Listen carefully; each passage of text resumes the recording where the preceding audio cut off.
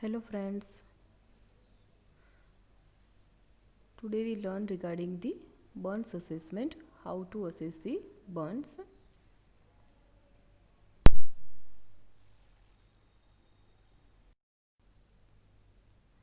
In previous video, we had seen the types of burns, burns definition, classification of burns according to the burns depth and according to the percentage of burns. Okay, now today we start with the classification according to the extent of body surface area injured. Okay, it is also called as the assessment of burns. Now we start with the assessment of burns.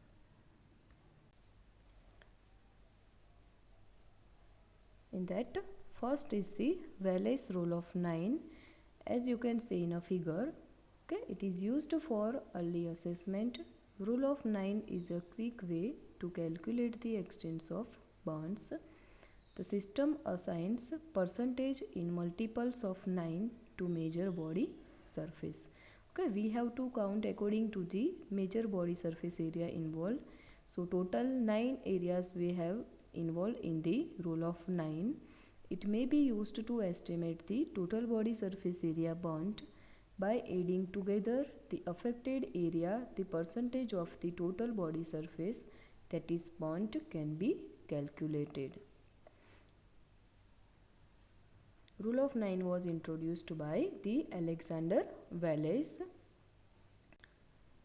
You can see in a figure. In rule of 9, head 9% involve.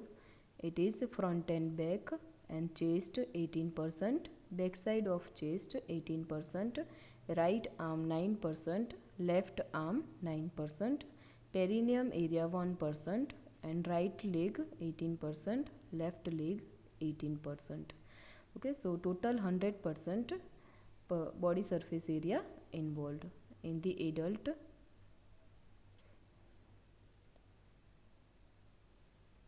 Now second is the Lund and Browder chart.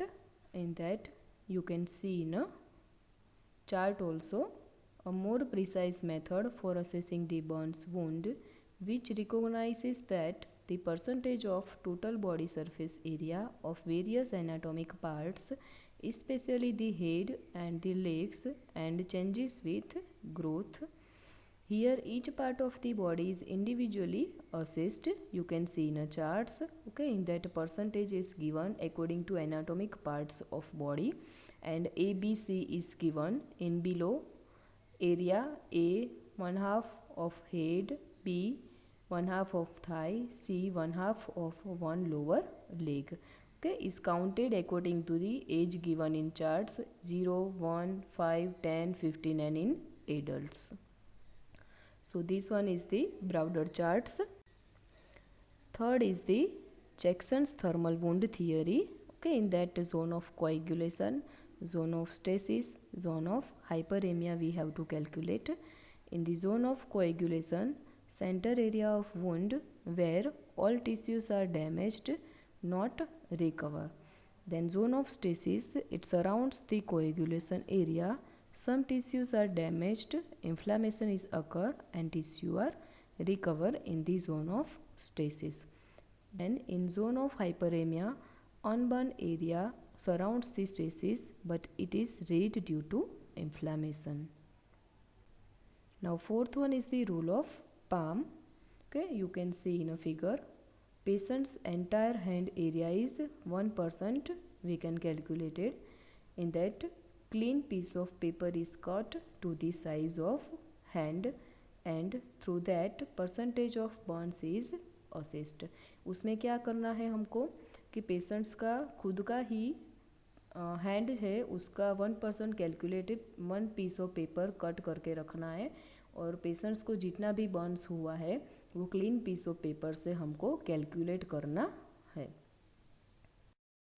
Now pathophysiology of Burns. In that, heat causes coagulation, necrosis of skin, and subcutaneous tissue may occur. Okay, due to any heat, any burns injury, coagulation of necrosis of skin may occur, and in a subcutaneous tissue also coagulation may occur. So it release of vasoactive peptides, then altered capillary permeability may arise, then loss of fluids may occur, so that severe hypovolemia may occur in a patient.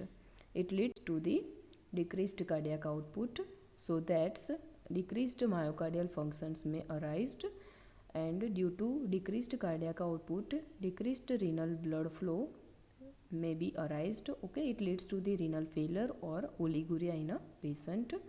So due to decreased cardiac output, altered pulmonary resistance causing pulmonary edema also, then it leads to the infection in a body, and systemic inflammatory response syndrome may arise, then it leads to the multi-organ dysfunction syndrome in a patient.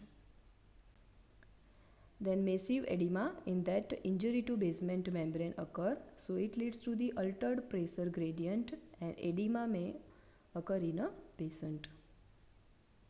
You can see in a chart, okay, burns, due to burns, inflammatory mediators released, histamine, bradykinin, serotonin, prostaglandins, tumor necrosis factor, interleukin 1, vasoactive amines, and so that's why systemic inflammatory response occur. It leads to microvascular changes, okay, in that increased vascular permeability and increased hydrostatic microvascular pressure may arise.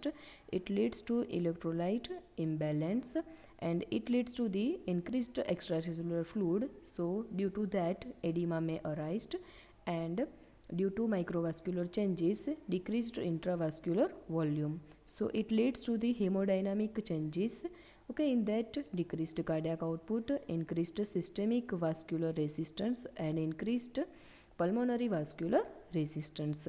Due to that, hypovolemic shock may arise and burn shock may occur.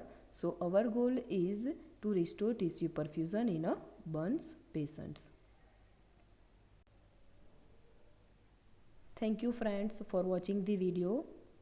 अगर आपको ये video पसंद आए तो please इसे like, comment and subscribe करना ना भूलें।